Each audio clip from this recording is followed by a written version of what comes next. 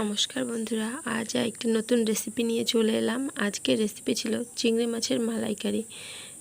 চিংড়ি মাছের মালাইকারি আমরা তো অনেকেই খেয়েছি, তো এইভাবে যদি বানাই তাহলে কিন্তু খেতে খুব সুন্দর লাগবে, স্বাদ হবে অপূর্ব, দুর্দান্ত। তো প্রথমে নারকেলটাকে ফাটিয়ে কুড়িয়ে নিয়েছিলাম, তারপর এভাবেই চেপে চেপে নারকেল থেকে দুধটা বার করে দিয়েছি। কিন্তু ভাপটা না দিয়ে আমি চেপে চেপে দুধটা বার করে নিয়েছি। তারপরে রান্নার জন্য নিয়েছি লাইট অলিভ অয়েল, যেটা খাওয়া আমাদের হার্টের পক্ষে খুবই ভালো, যদিও তেলটা একটু কস্টলি। যাই হোক, তারপর চিংড়ি মাছটাকে লবণ হলুদ মাখিয়ে নিয়েছি। এখানে আমার 400 গ্রাম মতো বাগদা চিংড়ি ছিল। তো মাছকে আমি ভাজা করে নিয়েছিলাম মাছগুলিকে।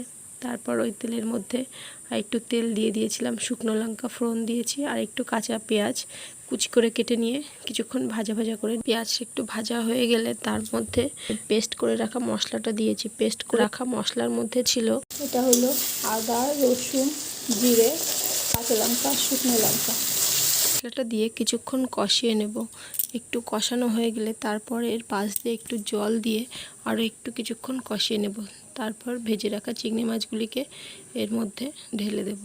আর যেহেতু আমি মাছটা ভাজার সময় একটু লবণ আর হলুদ ব্যবহার করেছিলাম, সেজন্য এখানে অল্প পরিমাণ লবণ ব্যবহার করলাম।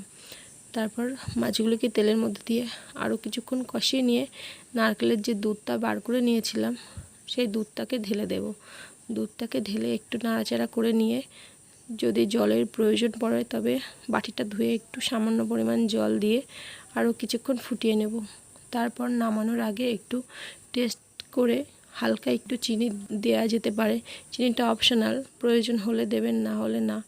তো আমি এখানে কয়েক দানা চিনি ব্যবহার করেছি।